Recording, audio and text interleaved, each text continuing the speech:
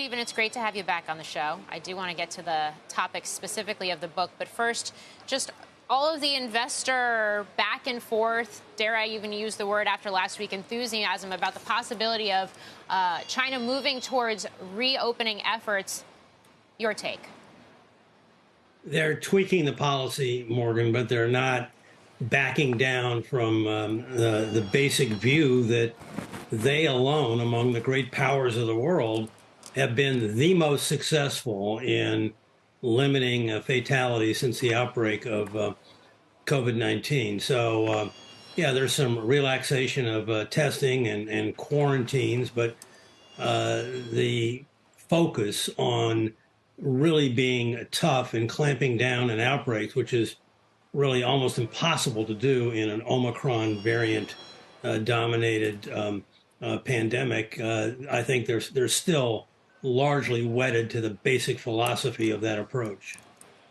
So in light of that, how would you expect this to play out in China? How would you expect the leadership there to navigate this scenario as we look to 2023, and given the fact that we know zero COVID is having an economic impact there?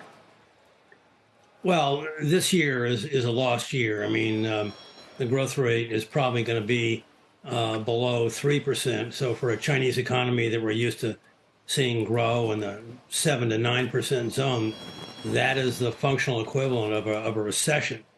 But as they relax and reopen at the margin, in the months ahead, provided they can pull that off, which is still a little iffy, you can expect a snapback to some extent next year, and that will be augmented by the measures they've taken to support the property sector. But, the snapback, I think, will be less vigorous than we're used to in China, and will be more limited because of long-term growth problems they have, reflecting the demography of an aging working age population and productivity challenges, especially in the once vibrant technology sector. So it's not the China that we used to know, but it's going to be somewhat better next year than certainly was the case this year.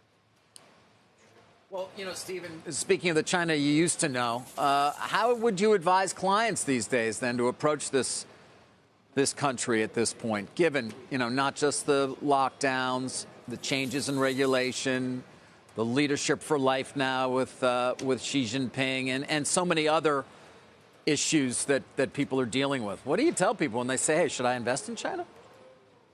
Well, David, it's not a black and white answer. There are some areas of China that I think have run up recently and should continue to do so. Consumer discretionary, face-to-face services is still a big theme of development going forward in China. But the internet platform companies, where they have really, I think, put a damper on so many of these activities, the companies, and the wealth generation potential of the entrepreneurs who drive them, I think that's going to be much tougher in the years ahead.